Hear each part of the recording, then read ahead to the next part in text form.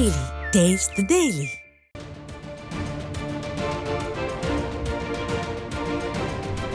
அண்மை செய்தி.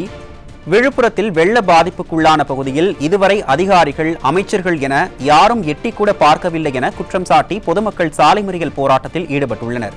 இது குறித்த கூடுதல் விவரங்களை நமது செய்தியாளர் சுரேஷ் வழங்க கேட்கலாம். வணக்கம் சுரேஷ், விவரங்களை பதிவு பண்ணுங்க. நிச்சயமாக அருண், கடந்த 3 தினங்களாக பெய்து வரும் தொடர் கனமழை காரணமாக விழுப்புரம் மாவட்டம் முழுவதும் தண்ணீரால் சூழப்பட்டு தத்தளித்து வருவதை நம்மால் காட்சிகள் மூலம் பார்த்து வருகிறோம். மேலும் பல்வேறு மக்கள் பாதிக்கப்பட்டிருக்கக்கூடிய நிலையை நாம் செய்தியின் வாயிலாக அவ்வப்போது வெளியிட்டு வருகிறோம்.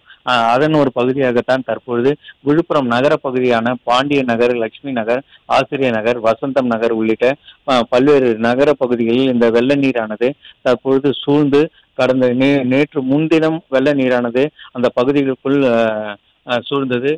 தற்போது வரை அந்த தண்ணீரானது தொடர்ந்து அதிகரித்தே அந்த குடியிருப்பு பகுதிகளில் நுழைந்து வருவதன் காரணமாக அங்கு குடியிருக்கக்கூடிய மக்கள் கடுமையாக பாதிக்கப்பட்டு 2 நாட்களாக ஏற்கனவே மின்சாரம் மற்றும் குடிநீர் கூட இல்லாத நிலையில் அவதிப்பட்டு வந்த அவர்கள் தற்போது தண்ணீரால் சூழப்பட்டு வீடுகள் மூழ்கடிக்கப்பட்டுள்ள நிலையில் வீட்டை விட்டு வெளியேறி சாலையில் தஞ்சம் அடையக்கூடிய நிலைக்கு வந்திருக்கின்றனர்.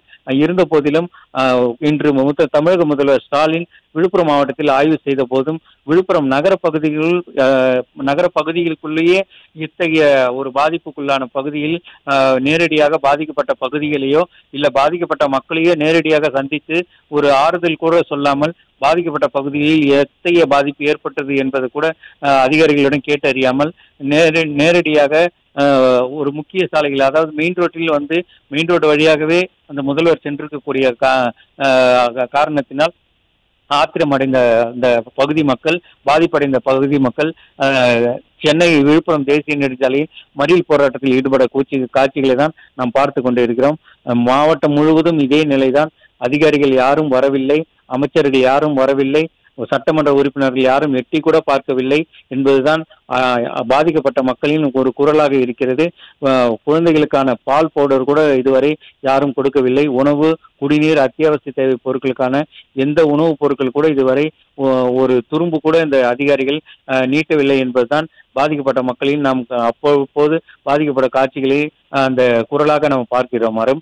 அந்த காட்சிகளில் தான் அந்த பாதிக்கப்பட்ட மக்களின் வேதனையோடு அந்த சாலையில் அமர்ந்து ஒரு தங்களுடைய உரிமைக்காகவும், தங்களுடைய உணவுக்காகவும், தங்களுடைய குழந்தைகளுக்காகவும் இந்த போராட்டத்தில் ஈடுபடக்கூடிய காட்சிகளை தான் நான் இந்த சாலை மறியல் மூலம் பார்க்கிறோம்.